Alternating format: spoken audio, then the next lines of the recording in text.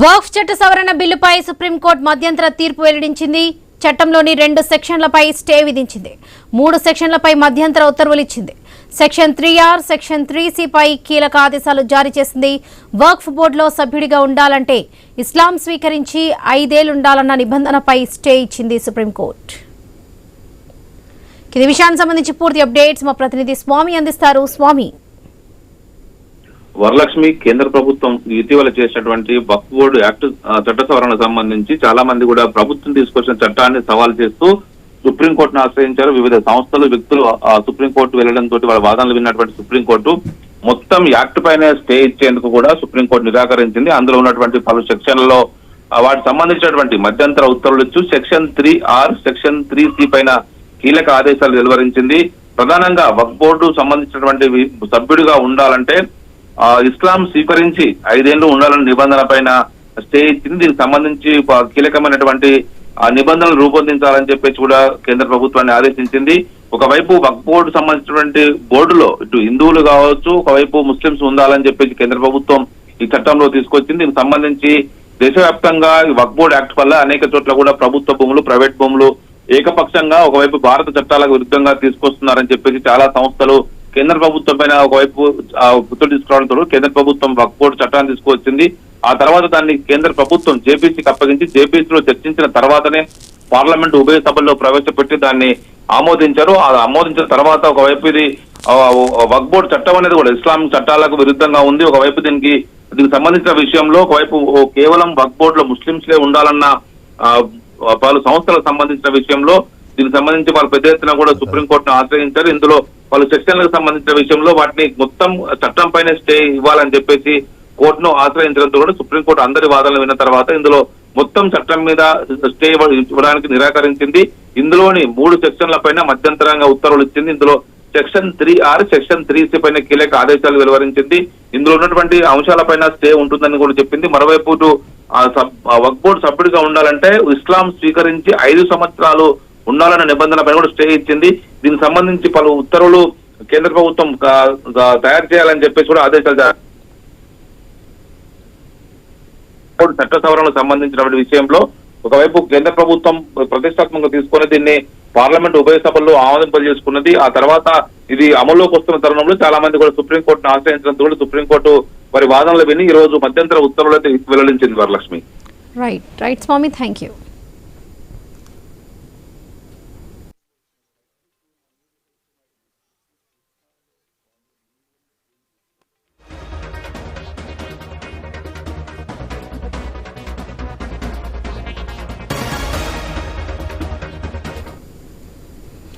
వక్ఫ్ చట్ట సవరణ బిల్లుపై సుప్రీంకోర్టు మధ్యంతర తీర్పు వెల్లడించింది. చట్టంలోని 2 సెక్షన్లపై స్టే విధించింది సుప్రీంకోర్టు. 3 సెక్షన్లపై మధ్యంతర ఉత్తర్వులు ఇచ్చింది. సెక్షన్ 3R, సెక్షన్ 3C పై కీలక ఆదేశాలు జారీ చేసింది. వక్ఫ్ బోర్డులో సభ్యుడిగా ఉండాలంటే ఇస్లాం స్వీకరించి 5 ఏళ్లు ఉండాలన్న నిబంధనపై స్టే ఇచ్చింది సుప్రీంకోర్టు.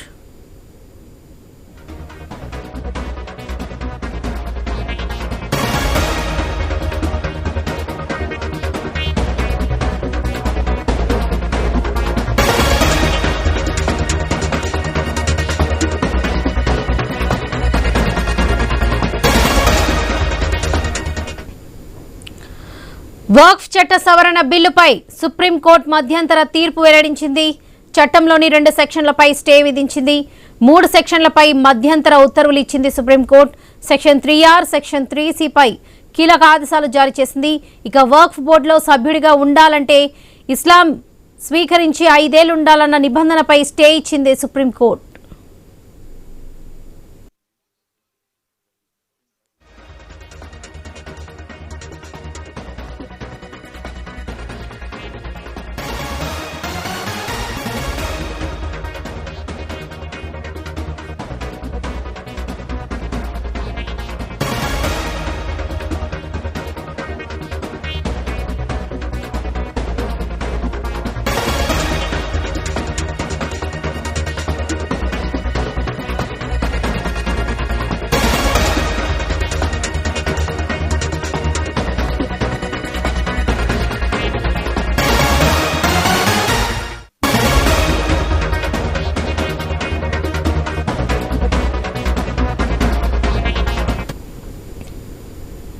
మరిన్ని అప్డేట్స్ చూసే ముందు బులెటిన్ లో షార్ట్ బ్రేక్ తీసుకుందాం. Stay tune.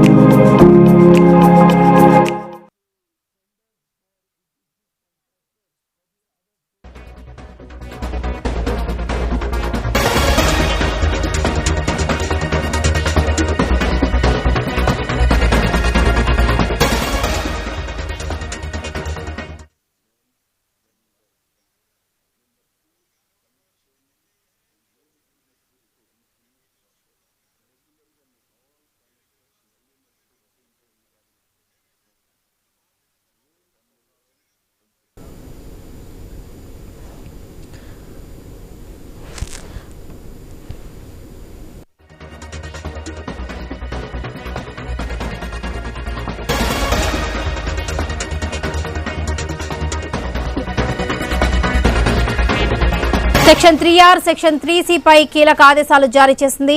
వక్ఫ్ బోర్డులో సభ్యుడిగా ఉండాలంటే ఇస్లాం స్వీకరించి 5 ఏళ్లు ఉండాలన్న నిబంధనపై స్టే ఇచ్చింది సుప్రీంకోర్టు. ఇక చట్టంలోని సెక్షన్ 374 పైన స్టే విధించింది సుప్రీం ధర్మాసనం. ఇక వక్ఫ్ ఆస్తులపై మూడో పక్షానికి అధికారాలు కట్టబెట్టడంపై కోర్టు అభ్యంతరం తెలిపింది. అధికారులెవరూ ఒక వ్యక్తి యొక్క అధికారాలను నిర్ధారించలేదని చెప్పింది. రెవెన్యూ రికార్డులపై స్పష్టత వచ్చేంత వరకు వక్ఫ్ ఆస్తులను బదలాయించకూడదని పేర్కొంది. వక్ఫ్ బోర్డులో 11 మంది సభ్యులుండొచ్చన్న సుప్రీంకోర్టు ఈ 11 మందిలో 3 ముస్లిమేతరులకు అవకాశం ఇచ్చింది. బోర్డు సీఈఓగా ముస్లిం వ్యక్తే ఉండాలని ధర్మాసనం స్పష్టం చేసింది. ఇదే విషయానికి సంబంధించి పూర్తి అప్డేట్స్ మా ప్రతినిధి స్వామి అందిస్తారు. స్వామి. వరలక్ష్మి, వక్ఫ్ బోర్డు సంబంధించిన విషయంలో సుప్రీంకోర్టు కీలకమైనటువంటి తీర్పులు వెలువరించింది. ఇటీవల కేంద్ర ప్రభుత్వం ఆమోదించినటువంటి ఈ చట్టానికి సంబంధించి చట్టం పైన పూర్తిగా స్టే విధించాలని పలువురు వ్యక్తులు, సంస్థలు సుప్రీంకోర్టును ఆశ్రయించాయి. ఒకవైపు కేంద్ర ప్రభుత్వం తరఫున కూడా, ఒకవైపు సొలిసిటర్ జనరల్ వాదనలు వినిపించారు. మరోవైపు ఇటు ఇందులో ఉన్నటువంటి పలు కీలక సెక్షన్ల పైన, ఒక్కొక్క సెక్షన్ పైన కూడా వాదనలు వినిపించినటువంటి సంస్థలకు సంబంధించి సుప్రీంకోర్టు ఈ మొత్తం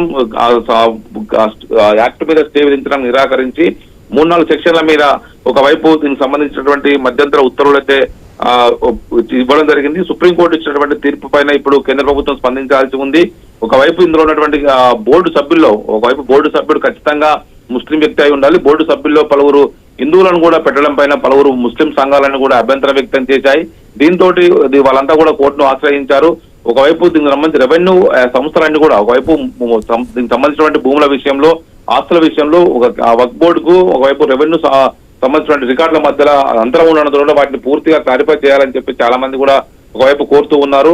దీనికి సంబంధించినటువంటి విషయంలో కేంద్ర ప్రభుత్వం ఇటీవల తీసుకొచ్చిన చట్టం విషయంలో చాలా మంది కూడా ఒకవైపు ఇటు భారతీయ జనతా పార్టీ కావచ్చు, మిగతా సంస్థలు దీన్ని స్వాగతిస్తే, ఒకవైపు కాంగ్రెస్ మిగతా సంస్థలన్నీ కూడా దీనిలో కావాలని చెప్పేసి వక్ఫ్ బోర్డు నిర్వీర్యం చేయడం కోసం కేంద్ర ప్రభుత్వం ఒకవైపు ఇందులో జోక్యం చేసుకుందని చెప్పేసి కూడా ఆరోపించారు. జేపీసీ సమావేశాల్లో కూడా వారి అభ్యంతరాలను వ్యక్తం చేసినప్పటికీ కూడా పార్లమెంటు ఉభయ సభల్లో జేపీసీ జాయింట్ పార్లమెంటరీ కమిటీ చర్చించిన అనంతరమే పార్లమెంటు ఉభయ సభల్లోకి, లోక్సభలో, రాజ్యసభలో ఈ చట్టాన్ని ఆమోదించి ఒకవైపు దీన్ని అమలు తీసుకొచ్చే తరుణంలో సుప్రీంకోర్టుకు వీరంతా వెళ్లారు. సుప్రీంకోర్టు దీన్ని మొత్తం వైపు విచారించిన అనంతరం దీనికి సంబంధించినటువంటి తీర్పు రోజు వెలువరించింది. ఓన్లీ 2-3 సెక్షన్ల పైన స్టే ఇచ్చింది. దీనికి సంబంధించినటువంటి చట్టంలో పలు కీలకమైనటువంటి అంశాలపైన ఒకవైపు సుప్రీంకోర్టు ఇందులో ఒకవైపు దీనికి సంబంధించినటువంటి విషయంలో సుప్రీంకోర్టు దీనికి సంబంధించినటువంటి చట్టంలో ముస్లిం వ్యక్తులకు సంబంధించినటువంటి వ్యక్తి సీఈఓగా ఉండాలి, ఒక వ్యక్తి ఇస్లాం స్వీకరించి 5 సంవత్సరాలు అయి ఉండాలన్న నిబంధన కూడా సుప్రీంకోర్టు ఒకవైపు స్టే ఇస్తూ దానికి సంబంధించి కరెక్ట్ అయినటువంటి నిబంధనలు రూపొందించాలని చెప్పేసి ఒకవైపు మధ్యంతర ఉత్తర్వులు ఇవ్వడం జరిగింది. Varalakshmi. Right Swami, thank you. వక్ఫ్ చట్ట సవరణ బిల్లుపై సుప్రీంకోర్టు మధ్యంతర తీర్పు వెల్లడించింది. ఇదే విషయానికి సంబంధించి పూర్తి అప్డేట్స్ మా ఇన్పుట్ ఎడిటర్ శ్రీకాంత్ అందిస్తారు. శ్రీకాంత్, వక్ఫ్ ఆస్తుల డీనోటిఫికేషన్ కి సంబంధించి కోర్టు అంశంపై తాత్కాలికంగా ప్రభుత్వ చర్యలకు పరిమితి విధించిందని తెలుస్తుంది. దీనికి సంబంధించిన అప్డేట్స్ ఏంటి? Varalakshmi, good morning. అంటే కేంద్రం తెచ్చినటువంటి వక్ఫ్ సవరణ చట్టం పైన సుప్రీంకోర్టుకు కొన్ని పిటిషన్లు వేయడం జరిగింది. సో దీంట్లో ఇది రాజకీయ కోణం కూడా దీంట్లో ఉంది. దీంట్లో కొంతమంది వక్ఫ్ అంటే లేని ఆస్తుల్ని కూడా కూడగట్టి వక్ఫ్ ఆస్తులు పెరుగుతున్నాయి. సో జనరల్ గా ఉన్నటువంటి భూములు కూడా వక్ఫ్ కిందకి తీసుకొస్తున్నారు, వక్ఫ్ ఆస్తులు పెరుగుతున్నాయి అంటూ కూడా నేపథ్యంలో వక్ఫ్ సవరణ చట్టాన్ని సుప్రీంకోర్టు తీసుకురావడం జరిగింది. అయితే కేంద్రం తీసుకురావడం జరిగింది. కేంద్రం చేసినటువంటి ఈ సవరణ ఏదైతే అమెండ్మెంట్ ఉందో దానిపైన కొన్ని పిటిషన్లు కూడా సుప్రీంకోర్టు పోయినాయి. ఈ పిటిషన్ల పైన విచారణ జరిపినటువంటి కోర్టు మధ్యంతర తీర్పు ఇచ్చింది. దీంట్లో మరీ ముఖ్యంగా ఈ మధ్యంతర తీర్పులో 5 ఏళ్ల నిబంధన పైన ఖచ్చితంగా సమగ్రమైనటువంటి రూల్స్ రూపొందించాలంటూ కూడా సూచిస్తూ స్టే విధించింది. తో పాటు ఈ చట్టంలోని సెక్షన్ 374 పైన కూడా స్టే విధించింది. వక్ఫాస్తులపై 3వ పక్షం ఏదైతే ఉందో దానికి కూడా అధికారాలు కట్టబెట్టడం పైన కూడా కోర్టు అభ్యంతరం వ్యక్తం చేసింది. దీంట్లో అధికారులు ఎవరు ఒక వ్యక్తి లేదంటే అధికారాలని నిర్ధారించలేరు. శ్రీకాంత్ ఒక నిమిషం లైన్ లో ఉండండి, ఇక్కడ అడ్వకేట్ మాట్లాడుతున్నారు. बहस की गई थी तो कोर्ट ने कहा है उसको हम अभी स्टे नहीं कर रहे हैं, लेकिन जहां तक हो सके गवर्नमेंट को कंसिडर करना चाहिए कि वो मुस्लिम हो तो बेहतर है. बाकी जो कोर इश्यूज थे उसमें ये था कि कलेक्टर का जो पावर था 3C में प्रोवाइजो जोड़कर कि जब तक वो प्रॉपर्टी डिसाइड नहीं हो जाती तब तक वो वक्फ नहीं मानी जाएगी और रेवेन्यू रिकॉर्ड में उसकी एंट्री नॉन वक्फ कर दी जाएगी, उसको कोर्ट ने क्लियरली स्टे कर दिया है. तो वो एक बहुत अच्छा ऑर्डर है. वक्फ के प्रोटेक्शन के लिए ये एक बहुत लैंडमार्क ऑर्डर है. तीसरी बात उसके बाद जो थी कि वक्फ बाय यूजर के जो अनरजिस्टर्ड वक्फ बाय यूजर है वो एक्ट के तहत प्रोटेक्टेड नहीं था. उसके बारे में बहुत क्लियरली कोर्ट ने स्टे ऑर्डर पास नहीं किया है, लेकिन उसके बारे में कुछ कहा गया है जजमेंट में, जो हम जब जजमेंट एक बार पढ़ लेंगे उसके बाद उस पर कुछ हम कह पाएंगे. बहरहाल ये ओवरऑल ये ऑर्डर काफी अच्छा है. चूंकि अभी एंट्री में स्टेज पर ये ऑर्डर दिया गया है तो मैं समझता हूं कि एंट्री में स्टेज पे वक्फ के प्रोटेक्शन के लिए काफी अच्छा ऑर्डर है और हम इसको वेलकम करते हैं. जो प्रैक्टिसिंग मुस्लिम होने का एक प्रोविजन था उसको भी स्टे कर दिया गया है. जो सेक्शन 3R के तहत ये कहा गया था कि 5 साल का एक प्रैक्टिसिंग मुस्लिम ही वक्फ कर सकता है, उसको भी कोर्ट ने स्पेसिफिकली स्टे कर दिया है. तो ओवरऑल इस एंट्री ऑर्डर को आप लोग किस तरह से देखते हैं, कितनी राहत की बात है? ओवरऑल मैं ये समझता हूं कि ये काफी अच्छा ऑर्डर है. एक वक्फ बाय यूजर के सिलसिले में जो काफी कंसर्न था कम्युनिटी का, उसके बारे में भी कोर्ट ने कुछ कहा है और उसको हम पढ़ेंगे. लेकिन ओवरऑल वैसे देखा जाए तो वो अच्छा ऑर्डर है, हम इसको काफी वेलकम करते हैं. In English, if you can briefly tell us what is your response to the interim order which has been pronounced right now? See, we consider that today's order on Waqf Amendment Act is reasonably good. All the issues except one issue which relate to Waqf by user, all the issues have been addressed by the Honorable Supreme Court and most of them have been stayed. Number one, that the requirement of somebody being practicing Muslim of 5 years, that has been stayed. The Waqf Council's composition where the number of non-Muslim members were vague, that has been limited to 4.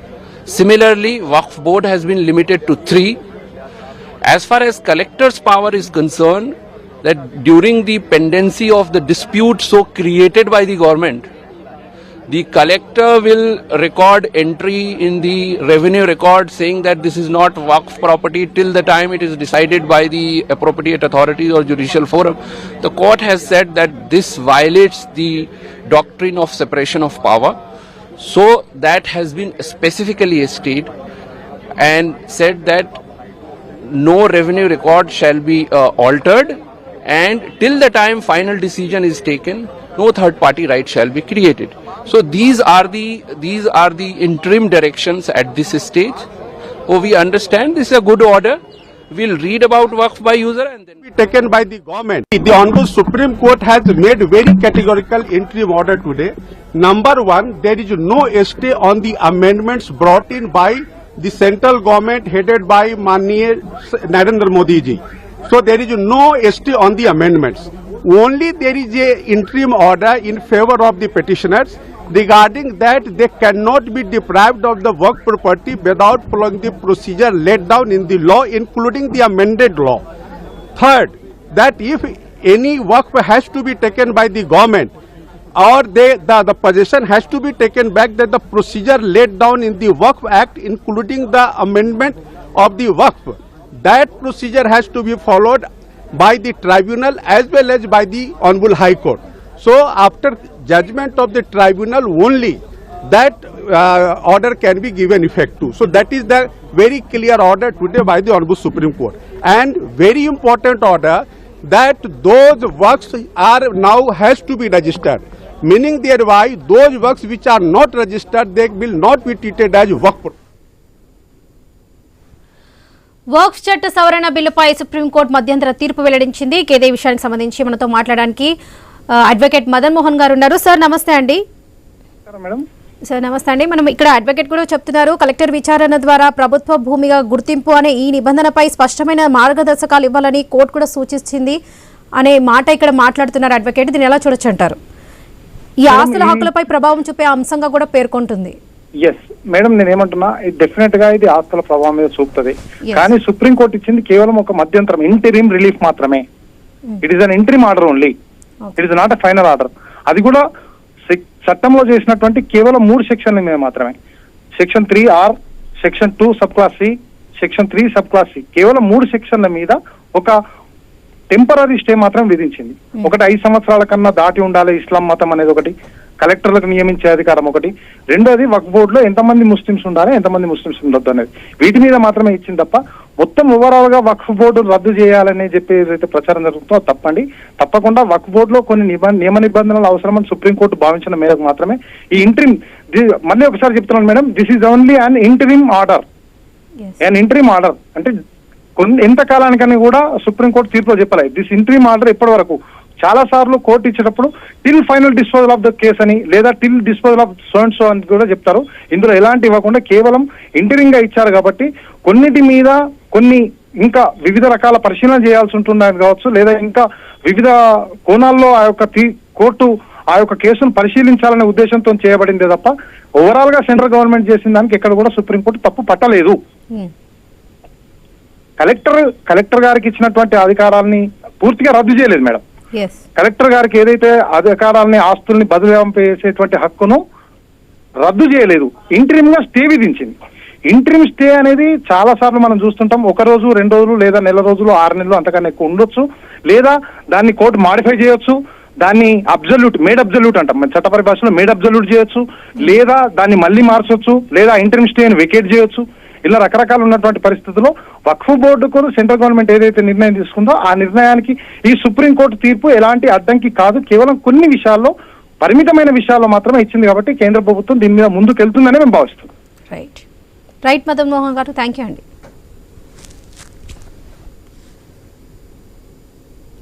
आपका एक petition, आप छोटा सा गांव represent करती है तमिलनाडु से, क्या कहना चाहेंगे आज के फैसले? सो हम तिरुचंदुरई विलेज को रिप्रेजेंट करते हैं सुप्रीम कोर्ट में, तो ये पूरी गांव वक्फ बोर्ड से they was taken over by Waqf board, और इसमें एक मंदिर भी था, शिव मंदिर, तो 1500 इयर्स ओल्ड शिव मंदिर था, तो उसको भी बोला गया था कि ये वक्फ का प्रॉपर्टी है. तो इसी गांव में एक किसान था जिनके बेटी के लिए वो अपने ही wanted to sell his property, और जब उसको पता चला गया कि उनका घर लिया गया वक्फ बोर्ड से, तो वो हार्ट अटैक से मारा गया था. तो उसके बाद ये इशू बहुत बड़ी हो चुकी है, तो फिर पार्लियामेंट में भी चर्चा हुआ था, फिर उसके बाद all of this JPC technically had happened. So ये जो आज entire stay ना देने का जो फैसला दिया गया था सुप्रीम कोर्ट में, it is a very wonderful step, बहुत sensible and sensitive step by the Supreme Court of India. We are very grateful. On the same hand, ये जो वक्फ by user जो draconian law है, जिसमें आप मतलब जो प्रॉपर्टी आप जिस प्रॉपर्टी में आप हो वो प्रॉपर्टी आपका हो ना हो फिर भी आप वक्फ को वो दे सकते हो, ये वाला जो बहुत इम्पोर्टेंट सेक्शन को वो स्टे कर रखे हैं. That I think this is a very admirable and very foreseen judgement जो हम एक्सपेक्ट भी कर रहे थे कि इसी तरफ का जजमेंट आएगा.